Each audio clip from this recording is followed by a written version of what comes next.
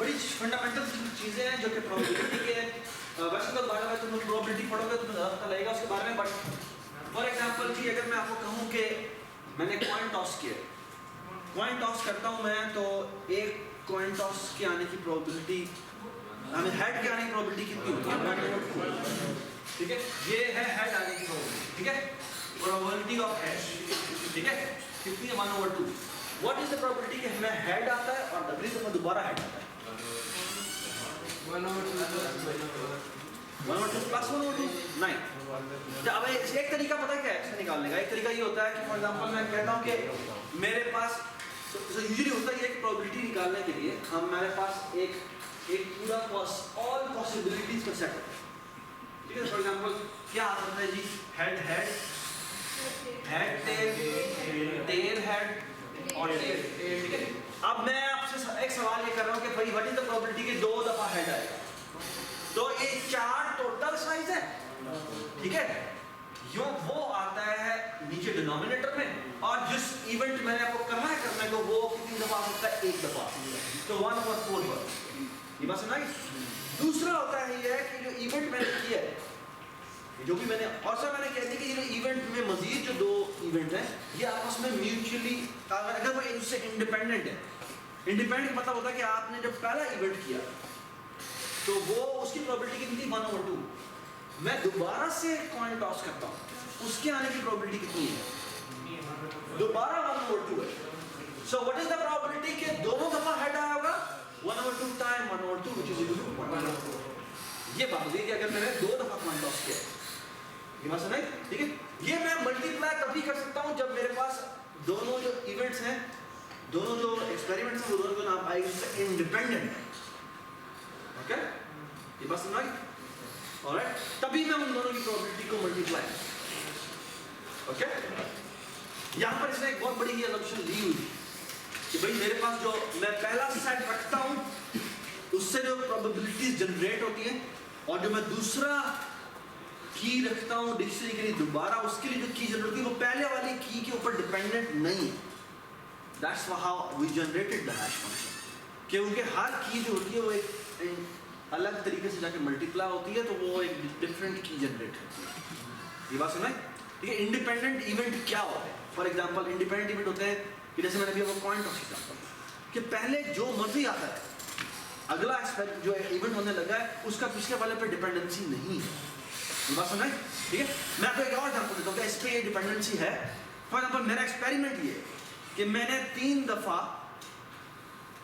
मैंने छक्का रोल करना है, डाइस रोल करना है, और मैं एक्यूमुलेटिवली लेट्स से 12 हासिल करना चाहता हूँ। ये बात समझ आई? अच्छा, अब एक्सपेरिमेंट मैंने कुछ ऐसे किया, पहली दफा मैंने रोल किया गिवन के वो 6 आ चुका था, अगली दफा रोल किया कि वो गिवन के वो 6 आ चुका था। या मैं कुछ और एग्जांपल देता हूँ कि for example okay, so look at this, let's say कि मैंने एक इवेंट है कि मैंने जहाज चलाया, कोई भी मैं जहाज का पायलट हूँ और मैं जहाज चला रहा हूँ, और उसमें मैं कहता हूँ कि फॉर एग्जांपल एक इंजन जो है वो फेल हो गया। ठीक है, अब उसमें 2 इंजन होते हैं। व्हाट इज द प्रोबेबिलिटी कि जहाज क्रैश करेगा? ठीक है, एक ये बात। अब गिवन के पिछली इंफॉर्मेशन आपको मिली हुई है, अब उसके ऊपर वो डिपेंडेंट है कि जहाज क्रैश अगली दफा होने के चांसेस बढ़ गए हैं। ठीक है ना? लेकिन अगर मैं यही एक्सपेरिमेंट करता हूँ भाई कि व्हाट इज द प्रोबेबिलिटी के I mean what is the probability कि जहाज मेरा गिरेगा या नहीं गिरेगा? ठीक है ना? अब उसमें अभी दोनों चीजों में फर्क आ गया, अब वो दूसरे पर डिपेंडेंट हो गई। ये समझ में आ रही है बात? ठीक है ना?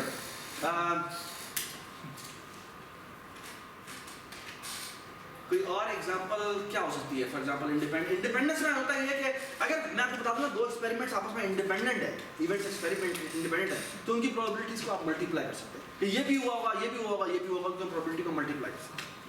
ठीक है, ये प्रोबेबिलिटी की कुछ प्रॉपर्टीज है जो आप नेक्स्ट सेमेस्टर में पढ़ेंगे तो आपको पता लगेगा कि कैसे। ठीक है ना? ऑलराइट, जो उसने यहाँ पे यूज की। ठीक है, ऑलराइट। और ये बहुत यूज होता है। मैं आपको पहले बता रहा हूँ कि आप कंप्यूटर साइंटिस्ट में और प्रोग्रामर में बहुत फ़र्क होता है।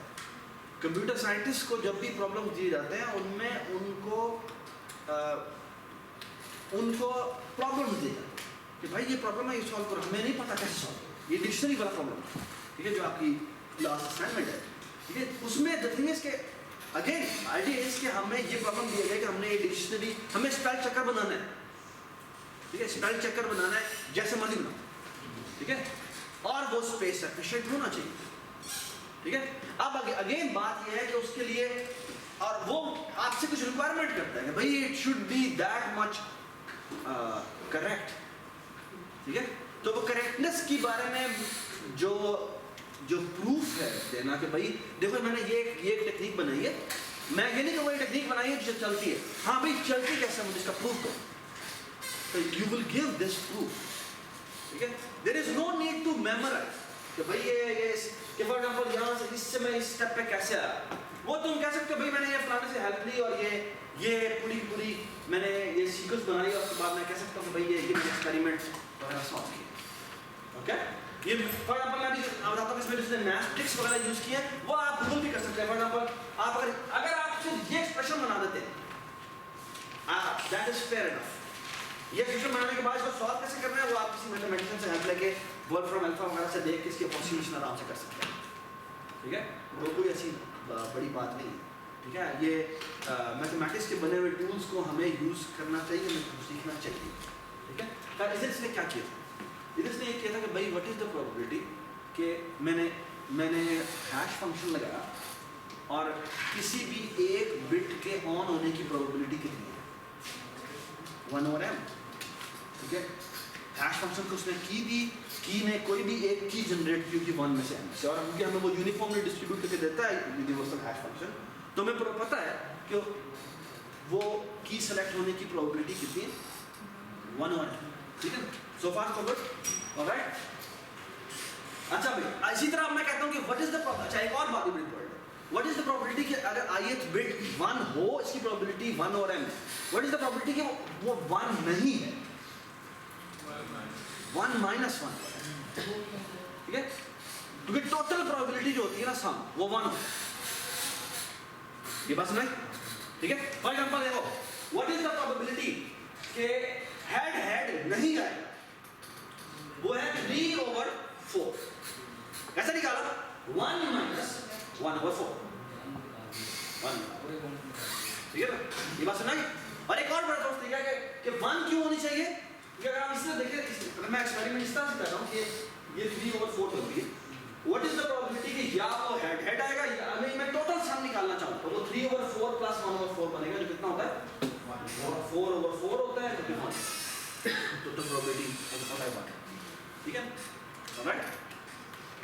तो इसीलिए इसने कहा कि भाई किसी भी ith बिट के ट्रू के सेट ना होने की प्रोबेबिलिटी कितनी होगी 1 - 1/m होगी अगर मैं एक हैश फंक्शन यूज कर रहा हूँ, ठीक है ना। अच्छा अगर उसने k हैश फंक्शन यूज किए, ठीक है, तो वो 1 - 1/m की पावर k आ, क्योंकि हर एक इंडिपेंडेंटली जनरेट है तो वो मल्टीप्लाई होगा। अच्छा लेकिन उसने n कीज हैं जो रखवानी है तो वो मल्टीप्लाई में n एक दफा दोबारा होगा, ओके। सो उसकी होल पावर जो होगी उतनी k है। उसके बाद कुछ मैथ है कि भाई ये इसने यहाँ से वो यहाँ स्टेप पे कैसे आया, ये वो निकालिए कि नॉट सेट होने की प्रोबेबिलिटी, फिर वो कहता है भाई कि हम सेट होने की प्रोबेबिलिटी निकालते हैं, वो कैसे निकाले 1 - ये चीज़ कर देंगे, ठीक है।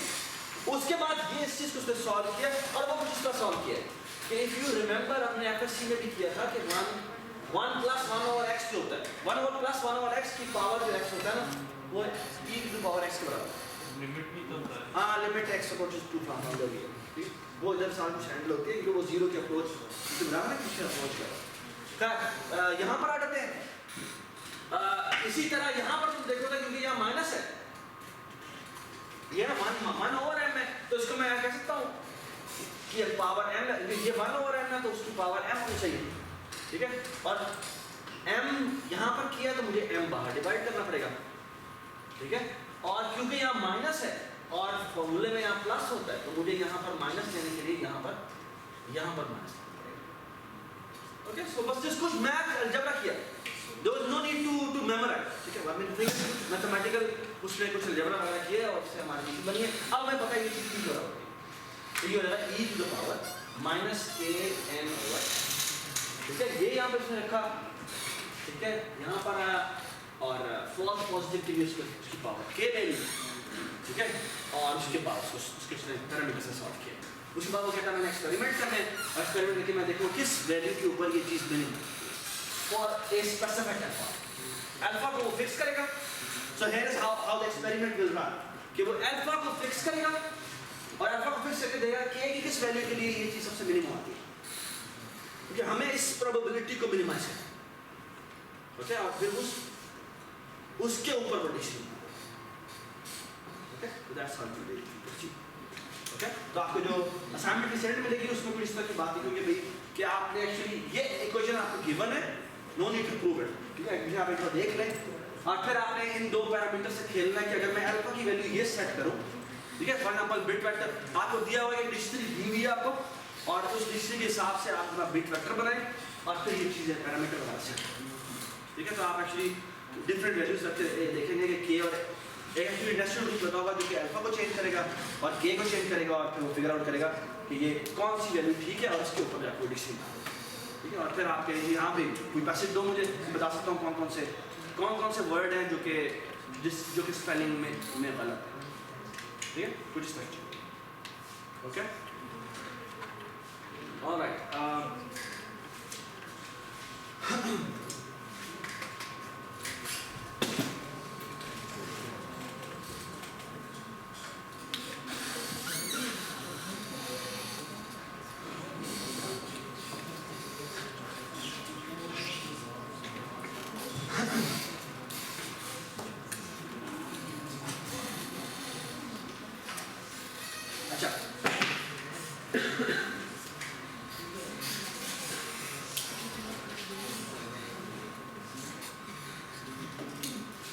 चलो जी। अच्छा, अगला जो मैं आपको एक प्रॉब्लम बता रहा हूँ,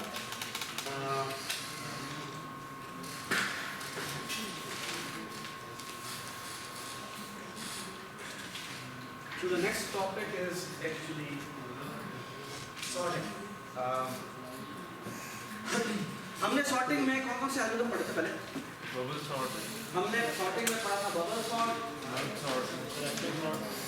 सॉर्ट पढ़ा था हमने, सिलेक्शन पढ़ा था भाई, सबमर्ज सॉर्ट, हमने मर्ज सॉर्ट देखा। मर्ज सॉर्ट कैसे काम करता?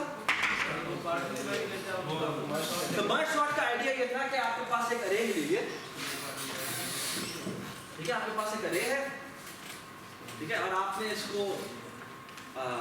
इसको सॉर्ट करना है 1 2 3 4 5 6 8 2 3 4 1 2 3 4 5 6 7 तो ये 16 वैल्यूज हैं, रैंडम वैल्यू बताएं कि क्या है,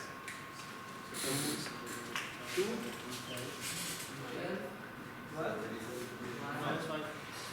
5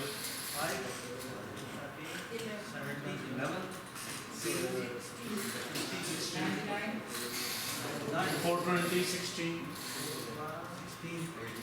-72